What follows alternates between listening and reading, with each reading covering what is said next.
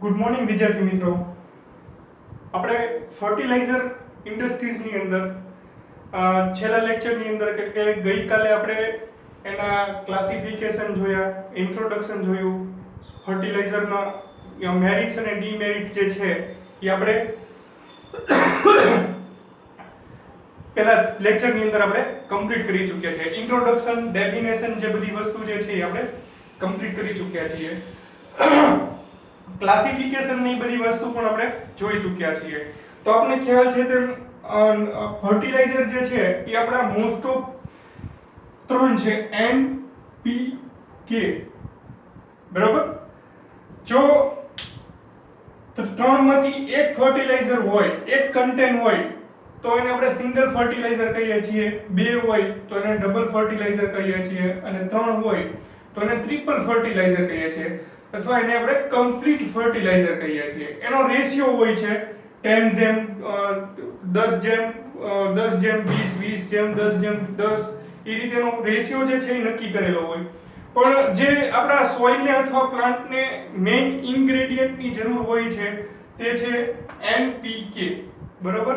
Nitrogen, phosphorus and potassium. એની ઉપર જે એને રિલેટેડ જે તમારા ફર્ટિલાઇઝર જે આપણે ભણવાના છીએ એને રિલેટેડ જેટલા કમ્પોનન્ટ છે એમાંનું એક છે એમોનિયમ સલ્ફેટ. એનું પ્રોડક્શન જે છે આપણે આજે આપણે આ લેક્ચરની અંદર કમ્પ્લીટ કરીશું. જે પહેલું જે છે N નાઇટ્રોજન રિલેટેડ કમ્પાઉન્ડ છે.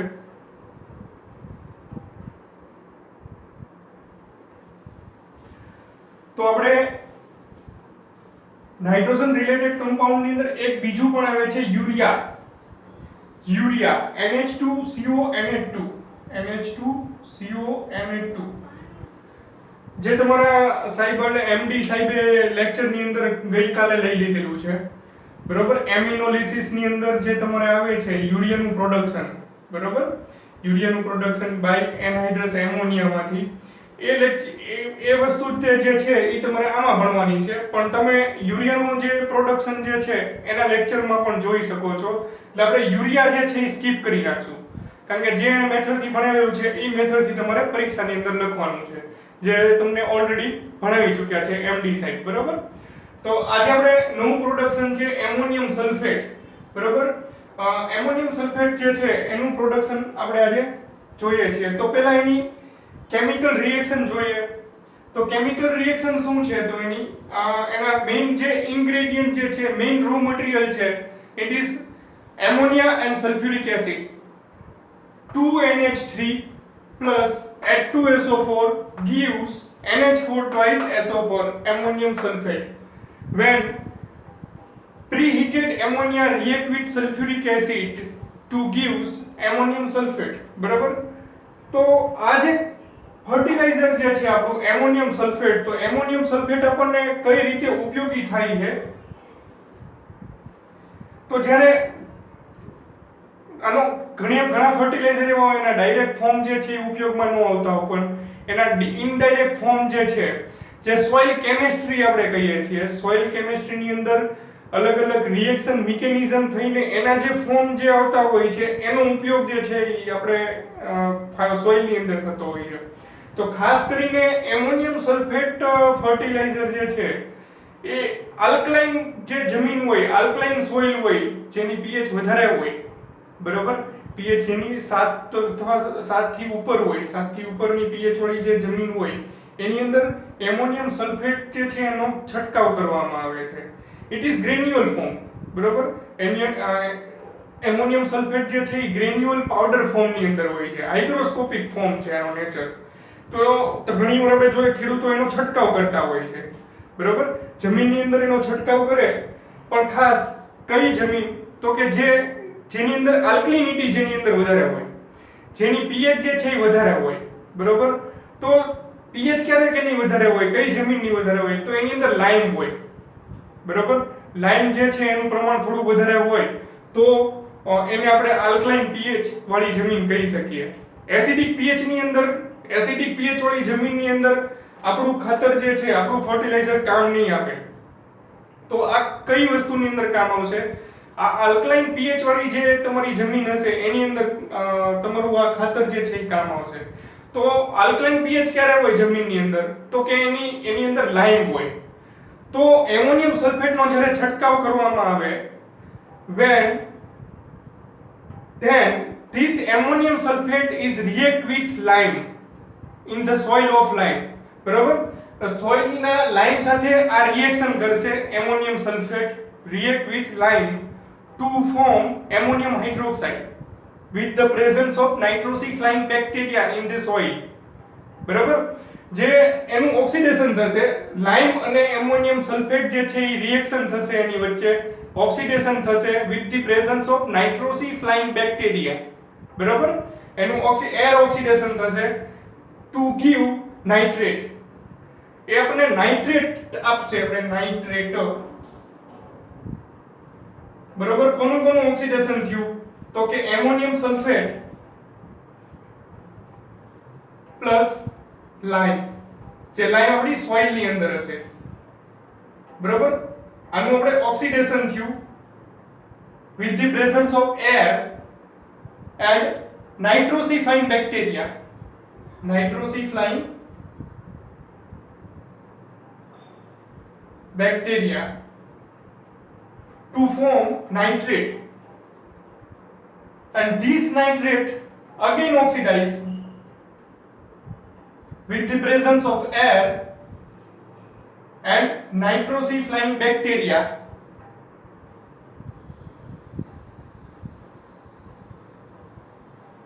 Nitrosifying bacteria to give nitric acid and nitrate.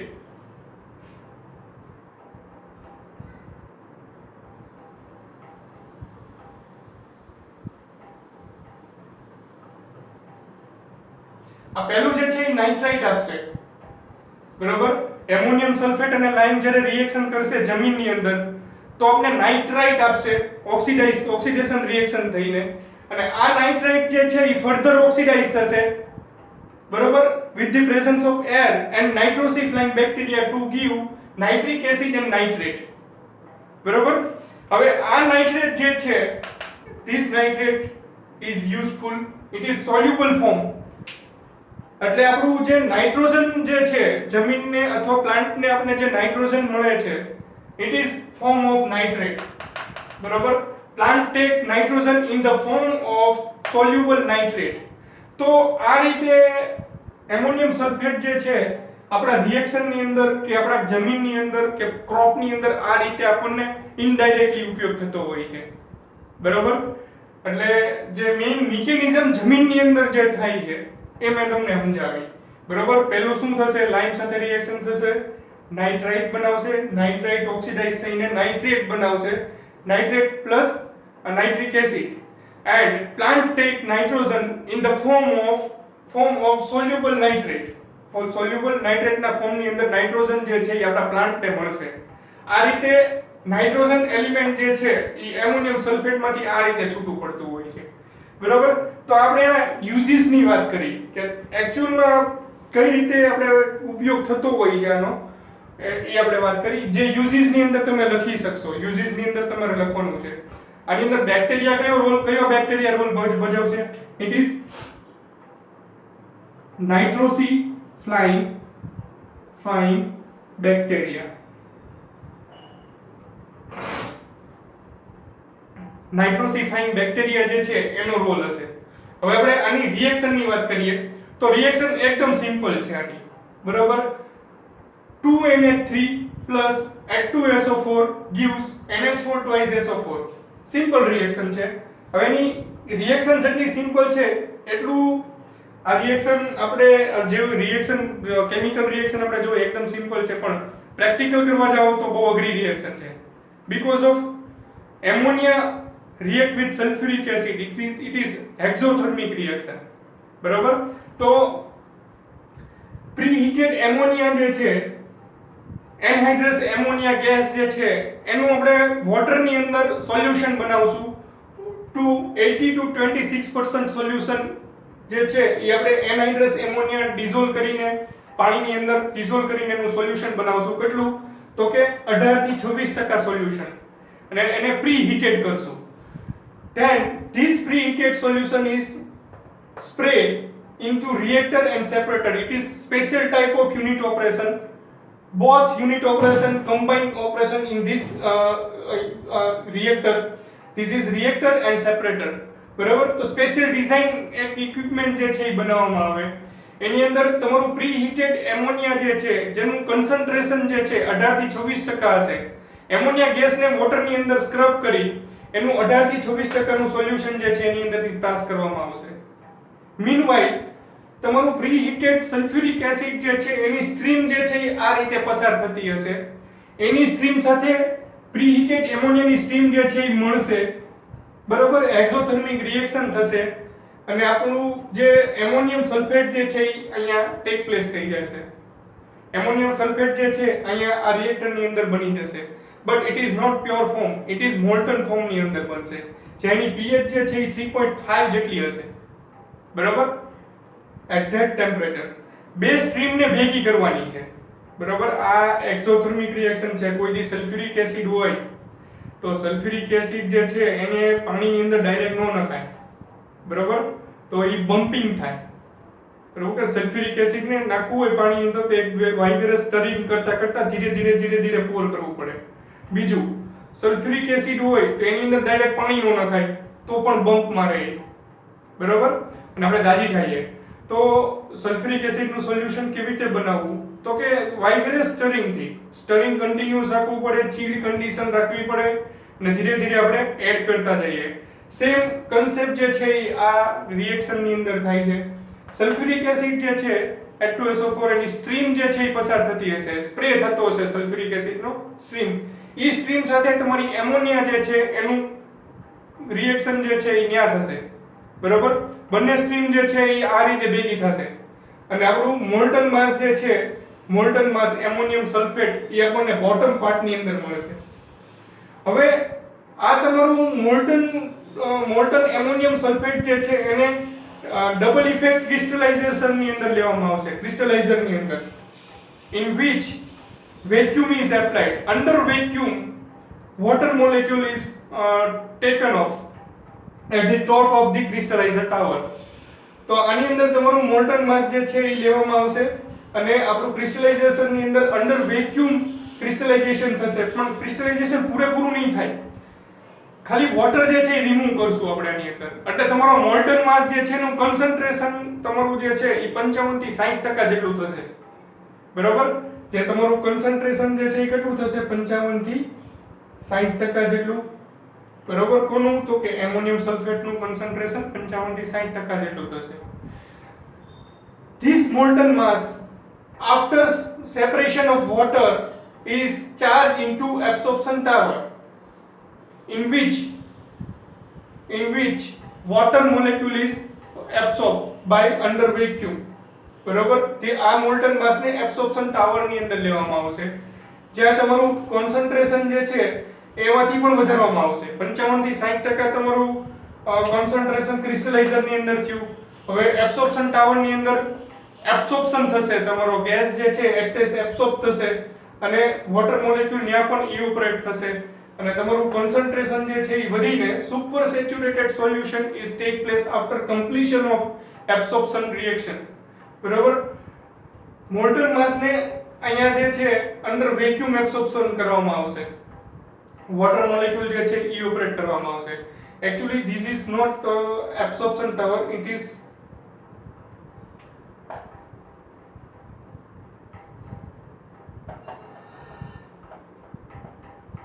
vacuum evaporator column. So our concentration is reached to 90 to 95% after completion of vacuum evaporator. બરાબર. અંડર વેક્યુમ જે છે ઇવોપરેશન થશે, એક્સેસ વોટર જે છે અહીંયા free પણ આપણું બહાર નીકળી જશે. પહેલું ક્યાંથી નીકળ્યું તો કે ક્રિસ્ટલાઇઝેશન ની અંદરથી નીકળ્યું. બીજું જે છે એ વોટર એબ્સોર્પ્શન આપણે વેક્યુમ ઇવોપરેટર ટાવર ની અંદરથી નીકળશે અને પછી એને સુપર સેચ્યુરેટેડ સોલ્યુશન જે છે એને કુલિંગ કરવામાં આવશે. એક્ચ્યુઅલી અહીંયા શું થશે? તમારું એર ફ્લો જે છે, જે તમે યુરિયાના પ્રોડક્શનમાં પણ ભણી ગયા છો, પ્રીલિંગ ટાવર હતો. બરાબર. જે તમારા સાહેબે કદાચ ભણાવ્યો હશે પ્રીલિંગ ટાવર ની અંદર ઉપરથી જે છે ઓટોમાઇઝર ની અંદરથી તમારી સ્લરી બહાર આવે અને નીચે જે છે ગ્રેન્યુલ્સ પડી જાય સીધા, બરોબર. તો આની જે આખી મિકેનિઝમ જે છે યુરિયા પ્રોડક્શન ની, એ કન્સેપ્ટ જે છે એ અહીંયા આવશે કુલિંગ ચેમ્બર ની અંદર, કે તમારું જે માસ જે છે એ હોટેડ કન્ડિશન ની અંદર છે, સુપર સેચ્યુરેટેડ, એની અંદર કન્સેપ્ટ અલગ હતો. યુરિયાની અંદર સ્લરી જે છે એ ઉપરથી સ્પ્રેડ કરવામાં આવશે, ટાવર જે છે એમાંથી પસાર થશે સ્લરી, ઇન બિટવીન એરિયા જે છે એની અંદર 500 થી 600 હોટ એર જે છે 600 ડિગ્રી વાળી હોટ એર પસાર થતી હશે અને તમારું જે સ્લરી જે છે it is direct convert into granular form, direct ઈ ટાવરની નીચેથી પેકિંગ જ થાય, બરોબર, પાવડરનું. તો અહીંયા એર ફ્લો જે છે એ સપ્લાય થતો હશે એટલે તમારું જે સુપર સેચ્યુરેટેડ સોલ્યુશન જે છે એ કુલિંગ થશે, કુલ થઈ અહીંયા સ્લરી ફોર્મ જે છે એ સ્લરી જ રહેશે, પણ કેવી? સુપર સેચ્યુરેટેડ સ્લરી, બરાબર. Super saturated slurry is taken into crystalliser in which crystallization reaction is take place at higher temperature to lower temperature. Slowly temperature is down within 3 to 4 hours. Within 3 to 4 hours our crystal is grown up. આપણા crystal જે છે એમાંથી બહાર આવશે કેના? તો કે ammonium સલ્ફેટના, બરોબર. એક તો આનું મેલ્ટિંગ પોઈન્ટ જે છે અપ ટુ 200 ડિગ્રી સેલ્સિયસ છે, 200 ડિગ્રી સેલ્સિયસ ની ઉપર તમારું આનું મેલ્ટિંગ પોઈન્ટ છે, એટલે ટેમ્પરેચર જે છે એ 100 થી 150 ડિગ્રી જેટલું લઈ જવામાં આવે, એને મેલ્ટ કરવું પડે આની અંદર. મેલ્ટ કરીને ટેમ્પરેચર જે છે ક્રિસ્ટલાઇઝર ની અંદર ધીરે ધીરે ડાઉન કરશું, એટલે તમારી સ્લરી જે છે એ વધી જશે. આ સ્લરીને આપણે સેન્ટ્રીફ્યુઝ કરશું. This slurry is centrifuged in centrifugal machine in which mother liquor is recharged into crystallizer and slurry is taken into dryer and dry. Moisture content જે છે અહીંયા moisture content એ 25% હશે, જે ડ્રાયર ની પછી એની moisture content જે છે એ 0.5 to 1% થશે. મોઇસ્ચર કન્ટેન્ટ જે છે એ ડિક્રીઝ થશે.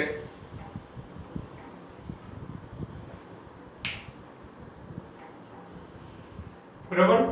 તો સેન્ટ્રીફ્યુજ મશીન ની અંદર તમારી મોઇસ્ચર કન્ટેન્ટ 25% હતી, જે ડ્રાયર ની અંદર તમે 0.5 to 1% જે છે એ મોઇસ્ચર કન્ટેન્ટ હશે.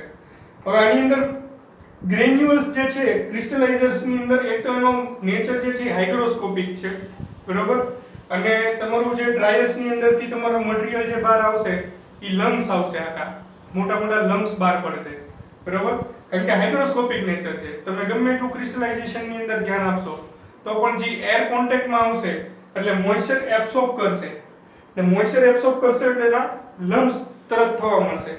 એ લમ્સ ને અંડર ડ્રાઇંગ કન્ડિશન ની અંદર પલ્વરાઇઝ કરી નાખવામાં આવે, બરાબર, અને એને અંડર ડ્રાઇંગ કન્ડિશન ની અંદર પલ્વરાઇઝ કરે, પાવડર બનાવે, ગ્રેન્યુલ્સ બનાવે અને એને ડાયરેક્ટ પેક કરી દેવામાં આવે. તો આ જે છે એ તમારી ઓવરઓલ જે રિએક્શન થઈ એ આપણે દેખાડી આની અંદર. સિમ્પલ રિએક્શન છે અને તમારું ફર્ટિલાઇઝર ની અંદર પહેલું પ્રોડક્શન એમોનિયમ સલ્ફેટ, બીજું જે છે યુરિયા, ઈ એમટી સાહેબે પૂરું કરી નાખ્યું. એ તમારે એમોનોલિસિસ ની અંદર પહેલો લેક્ચર મારા ખ્યાલથી એને લીધેલો છે. યુરિયાનું પ્રોડક્શન એમાંથી તે આમાંની અંદર લખવાનું છે, સેમ બે જગ્યાએ એક જ આવશે. એટલે આપણા ઓલમોસ્ટ બે લેક્ચર જે છે, બે ટોપિક આની અંદર પ્રોડક્શન પૂરા થઈ ગયા, એમોનિયમ સલ્ફેટ અને યુરિયા, બરાબર. તો એમોનિયમ સલ્ફેટ ની અંદર જે મેથડ જે છે એ આપણે આ રીતે રહેશે. પહેલું આવશે યુનિટ ઓપરેશન. તો યુનિટ ઓપરેશન કેટલા પ્રકારના છે આની અંદર? તો special type of reactor and separator, vacuum pump, crystallizer, vacuum evaporator column, cooling chamber, crystallizer, centrifuge machine, pulverizer and packing equipment, right? તો આ જે છે આપણા યુનિટ ઓપરેશન થયા. હવે યુનિટ પ્રોસેસ કઈ થઈ આની અંદર? યુનિટ પ્રોસેસ જે છે it is 2NH3 plus H2SO4 gives NH4 twice SO4. This is chemical reaction. It is unit process. This is flow sheet diagram. After completion of this flow sheet diagram, we will write the process description in below the flow sheet diagram. આપણે આની process જે છે એ આપણે જે રીતે સમજાવી એ રીતે આપણે ડિસ્ક્રિપ્શન ની અંદર લખશું. બરાબર. ડિસ્ક્રિપ્શન પૂરું થઈ જાય પછી એની આવે છે પ્રોપર્ટીઝ. બરાબર. પ્રોપર્ટીઝ શું છે એની? તો એની પહેલા આપણે લખશું કેમિકલ ફોર્મ્યુલા. કેમિકલ ફોર્મ્યુલા શું છે? NH4 મોલેક્યુલર માસ 132.14 ગ્રામ પર મોલ. એપિયરન્સ એનો દેખાવ કેવો છે? બરાબર. તો it is fine white હાઇગ્રોસ્કોપિક granule. જો હોમ આપણે એને ખુલ્લું રાખીએ તો મોઇસ્ચર એબ્સોર્બ કરીને એકદમ લિક્વિડ ફોર્મ ની અંદર કન્વર્ટ થવા કરે, એને હાઇગ્રોસ્કોપિક નેચર કહેવાય. વોટર મોલેક્યુલ જે છે મોઇસ્ચર એબ્સોર્બ કરી લે, એટલા માટે એને પલ્વરાઇઝ જે છે એ અંડર હોટ કન્ડિશન ની અંદર કરવામાં આવે. અંડર હોટ કન્ડિશન ની અંદર પલ્વરાઇઝ કરવામાં આવે. પલ્વરાઇઝ કરીને ડાયરેક્ટ બેગ ની અંદર પીવીસી બેગ ની અંદર પીવીસી બેગ પેકિંગ જે છે એ કરવામાં આવે. હાઇગ્રોસ્કોપિક પેકિંગ જે છે એને કહેવાય. એની અંદર નાઇટ્રોજન પર્જિંગ પણ શરૂ હોય. પ્લાન્ટ ની અંદર તમે જાઓ તો તમને ખ્યાલ આવે કે પેકિંગ જે થતું હોય એ આ રીતે થતું હોય. appearance fine white hygroscopic granule density અને density 1.77 ગ્રામ પર centimetre cube. melting point 235 to 280 degree Celsius. 235 થી 280 ડિગ્રી સેલ્સિયસ એનો melting point છે. solubility it is soluble in water, acetone, alcohol and ether. Water ની અંદર સોલ્યુબિલિટી ખરી પણ 70% છે. 70 ગ્રામ જે છે એ 100 ml પાણીની અંદર ડિઝોલ્વ થઈ શકે. બરોબર. એની સોલ્યુબિલિટી ચેક કરવી પડે કઈ રીતે છે. બરોબર. તો આ એની ઓવરઓલ પ્રોપર્ટીઝ થઈ. હવે આના યુઝિસ જે છે આપણે લેક્ચરની શરૂઆતમાં કીધું હતું. એમોનિયમ સલ્ફેટ જે છે it is react with soil lime. બરોબર. it is used, this fertilizer is used in alkaline soil. So ammonium sulfate is react with lime in alkaline soil lime to oxidize with the presence of air and nitrosyphline bacteria to gives nitrite. This nitrite is again oxidized with nitrosyphline bacteria and air to gives nitric acid and nitrate. Right. This nitrate is used in the plant because of plant take nitrogen in the form of nitrate, soluble nitrate. બરાબર. Soluble form ની અંદર જે છે એ આપણને nitrate જે છે એ plant ને આની અંદરથી મળશે. તો આ જે છે આપણું પહેલું પ્રોડક્શન જે છે આપણે કમ્પ્લીટ કર્યું. કુલિંગ ટાવર જે છે એની પણ વાત કરી. બરાબર.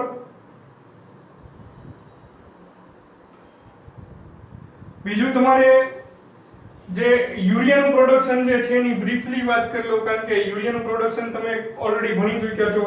એની અંદર કુલિંગ ટાવર આવે છે. તો કુલિંગ ટાવર જે છે એની મિકેનિઝમ જે છે આ કુલિંગ ટાવર જ છે. This is also cooling tower. Cooling tower જે છે એની અંદર આ જે છે આ ભાગ, this portion it is known as atomiser. એને ઓટોમાઇઝર કહેવામાં આવે. બરાબર. ભાવનગરમાં આપણે વાત કરીએ તો મધુસિલિકા કંપની છે. મધુસિલિકા કંપની આગળ આ પ્રકારનો ટાવર છે. બરાબર. સ્પ્રે ટાવર પણ કહેવામાં આવે એને, પ્રીલિંગ ટાવર પણ કહેવામાં આવે. 4 થી 5 માળ જેટલો ઊંચો હોય આ ટાવર. એની ટોપમાં જે છે એ ઓટોમાઇઝર હોય. હવે જ્યારે પ્લાન્ટમાંથી તમારી સ્લરી જે છે એ વેક્યુમ સિસ્ટમથી ખેંચવામાં આવે અને ઉપરથી એનો સ્પ્રે કરવામાં આવે. બરાબર. એ ઓટોમાઇઝર જે છે એ આ પ્રકારની ડિસ્ક હોય એક.